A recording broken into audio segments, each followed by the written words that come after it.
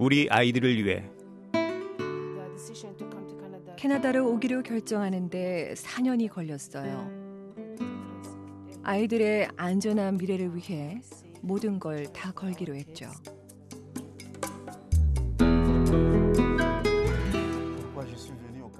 왜 제가 캐나다에 왔냐고요?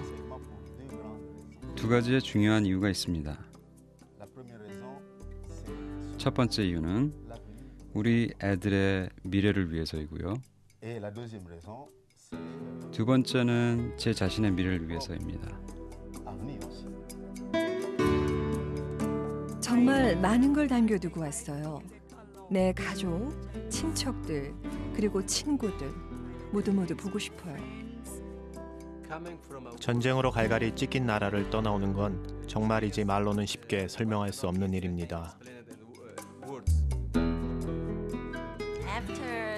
몇 년 동안 떨어져 있던 아들을 공항에서 만났어요.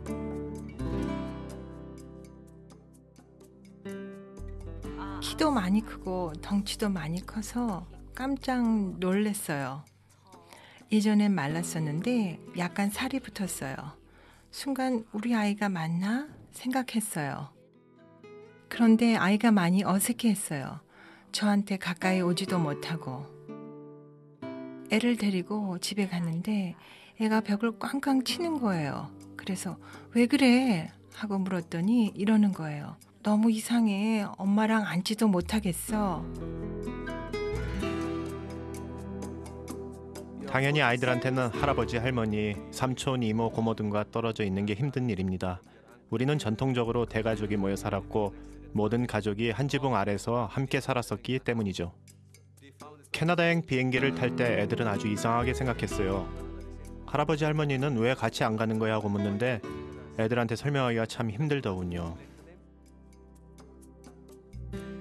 이건 단지 언어의 장벽이나 문화적인 문제만은 아니에요. 가족에 대한 문제도 있는 거죠.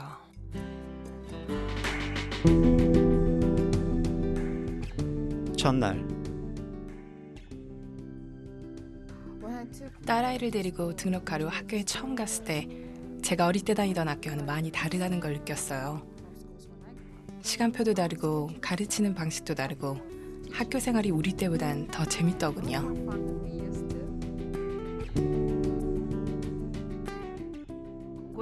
캐나다에 와서 아이들을 데리고 처음 학교에 갔는데 페루의 학교와 비교하니 신기한 게 있더라고요. 교사들과도 그렇고 사무 담당자들과도 더 친밀한 관계를 유지하더군요.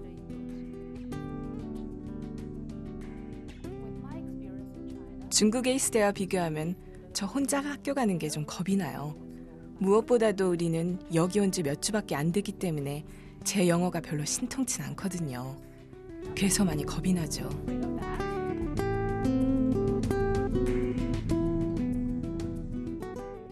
아이가 학교에 가기를 꺼렸어요. 영어를 못하니까 자기가 바보 같다는 생각이 드는 거죠. 많이 힘들어하고 우울해했어요. 우리 그냥 한국으로 다시 돌아가면 안 돼요? 하고 묻더군요.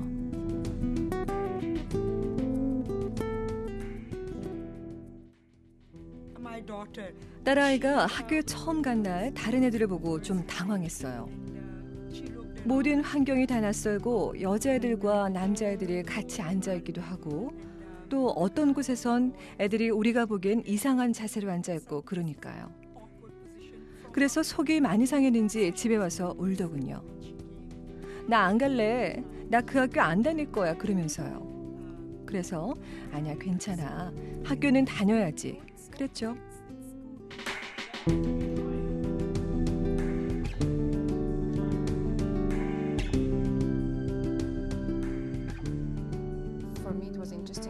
아이들을 위한 다양한 프로그램이 있다는 걸 보고 참 좋다고 생각했어요.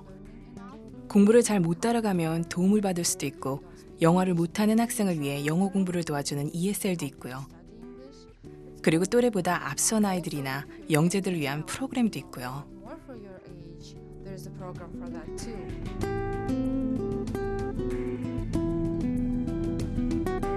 우리 막내 아들은 7학년 때 여기 왔는데 선생님들이 ESL반에 넣었어요. 그래서 애가 많이 속상해했죠. 애뿐만 아니라 저희도 많이 속상했어요. 아이가 영어를 잘한다고 생각했었거든요. 하지만 ESL 선생님들은 아이들이 새로운 환경에 적응하는 것도 도와준다는 걸 나중에 알게 됐어요. 아이가 영어를 잘해서 친구들하고 어울려 놀 때나 영어로 말하는데 별 문제가 없다 해도 수업 시간에 쓰는 학습 영어에 있어서는 도움이 필요할 수 있습니다. 과학 용어라든지 역사나 수학 용어 같은 거 말이죠.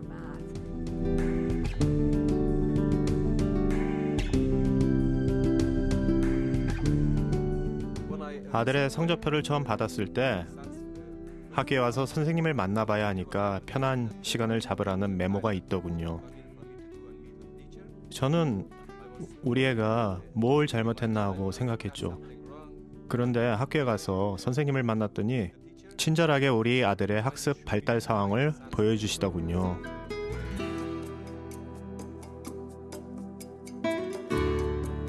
부모의 역할.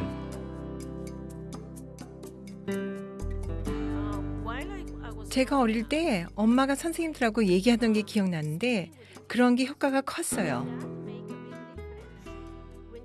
교사가 학부모와 학생들을 연결하게 되면 훨씬 더 좋은 결과가 생기죠. 네, 캐나다의 학교는 학부모의 참여를 적극 권장합니다. 학생의 성공에 매우 중요하기 때문이죠. 학부모가 적극적으로 참여할수록 자녀들이 이용할 수 있는 프로그램이 뭐가 있는지, 학교에서 뭘 어떻게 해주는지 더 잘 알 수 있습니다. 학부모가 학생에게 공부를 열심히 하라고 많이 격려할수록 부모가 자녀의 공부를 중요하게 여길수록 학생이 더 잘할 수 있습니다.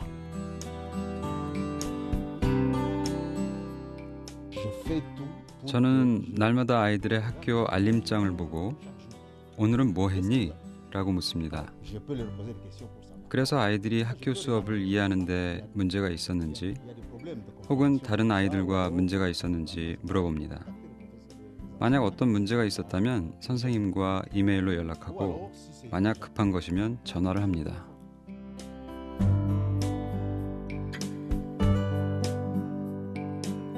아이가 공부하는 과목에 대해서도 알아야 합니다. 좀 복잡하지만 고등학교의 실용과정과 학문과정 과목의 차이에 대해 알아야 합니다. 그리고 11학년이나 12학년이 되면 종합대 과정, 전문대 과정, 그리고 취업과정 과목의 차이에 대해 알아야 합니다.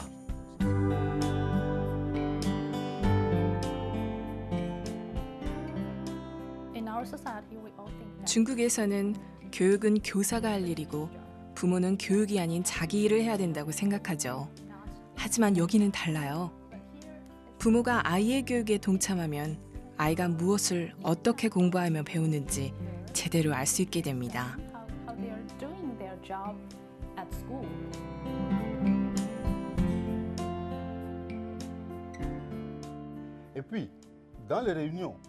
학교에서 개최하는 모임에서는 여러 가지를 설명해 줍니다.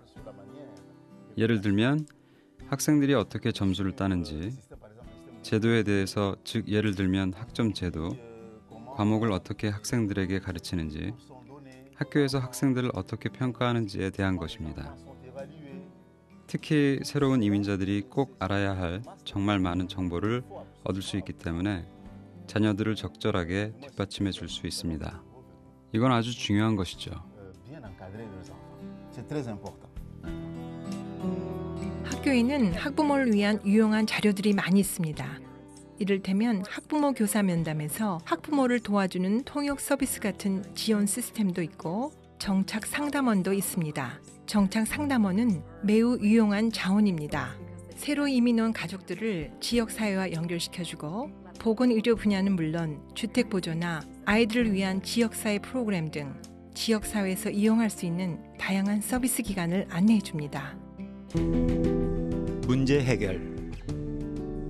우리 두 딸아이들 일로 선생님을 만나 문제를 해결해야 하는데 선생님께서 관심을 갖고 신중히 들어주셨어요. 그래서 어떻게 해야 될지 결정할 수 있었고 나중에 선생님이 어떻게 됐냐고 물어보기도 했죠. 학부모 이야기를 잘 들어주고 언제든지 만날 수 있다는 게 처음에는 참 이상하더군요. 학부모가 무슨 문제가 있거나 학교에서 일어나고 있는 어떤 일에 대해 의문이 있으면 언제든지 주저하지 말고 학교에 와서 저희와 의논하기를 바랍니다. 학교는 언제든지 학부모들을 도와줄 수 있다는 것을 알았으면 해요.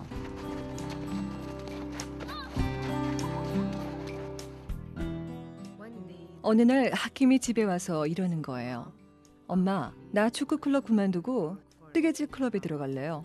하킴이 축구를 아주 좋아하는 걸 알았기 때문에 처음엔 우스워서 물었죠. 왜 그만두는데? 그랬더니 축구 클럽에 다른 남자애 둘이 있는데 나하고 맨날 싸운단 말이야. 그러는 거예요. 그래서 저는 담임 선생님한테 좀 만나고 싶다고 했죠. 그 다음날 하킴이 집에 와선 엄마, 다시 축구 클럽에 들어갔어요. 그러더군요.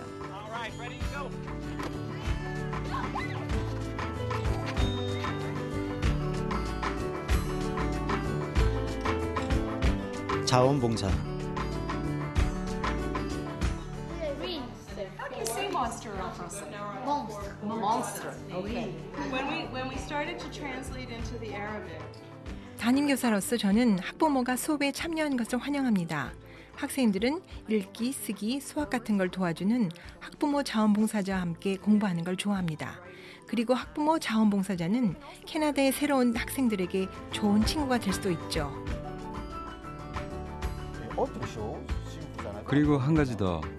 부모님이 시간이 있다면 학교 운영위원회에 참여하는 것이 좋습니다. 이것 또한 아주 중요합니다. 그렇게 함으로써 학교뿐만 아니라 다른 학부모들과도 가까워질 수 있고 같은 문제가 있는 다른 학부모들도 만나 서로 의논할 수도 있으니까요.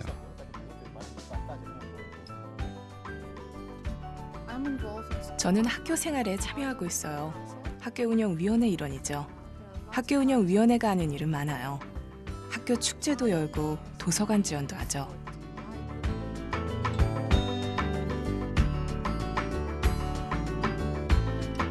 저 자신도 자원봉사를 하고 싶었어요.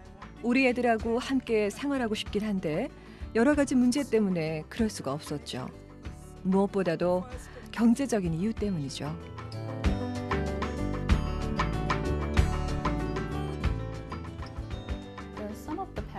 어떤 학부모들은 언어 때문에 주저할 수도 있어요. 영어를 잘 못하니까 할 수 있는 것이 없고 학교에 아무 도움을 줄 수 없다고 생각하죠. 하지만 아니에요. 영어를 못해도 얼마든지 도움을 줄 수 있습니다. 언제든지 학교에 모임이 있으면 저는 눈이 엄청 많이 와도 갑니다. 학교까지 걸어가야 한다면 우산을 쓰고라도 갑니다.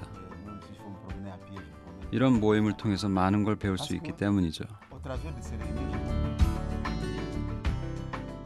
학교에 가면 언제든지 환영받는다는 거 그게 참 좋아요. 학교에 가면 항상 이렇게 말하죠. 언제든지 오세요. 학교에서 언제든지 환영한다는 걸 알 수 있어요. 살다 보면 실망할 때가 있습니다. 캐나다는 기회의 나라인 줄 알았는데 그렇지 않잖아. 이런 생각이 들 때가 있습니다. 하지만 좌절하면 안 됩니다. 모든 체제가 여러분을 포용하도록 만들 수 있는 방법이 있고 여러분을 도와줄 사람들이 있습니다. 그리고 정보를 많이 알수록 큰 힘이 된다는 걸 잊지 마십시오.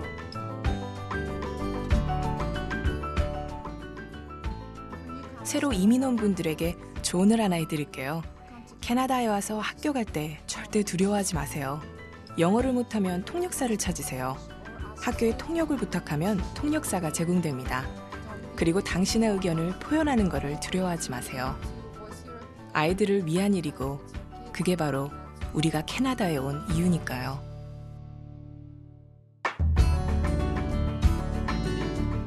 새로운 한인 이민자들을 위한 정보와 자료는 웹사이트 www.settlement.org에서 찾을 수 있습니다.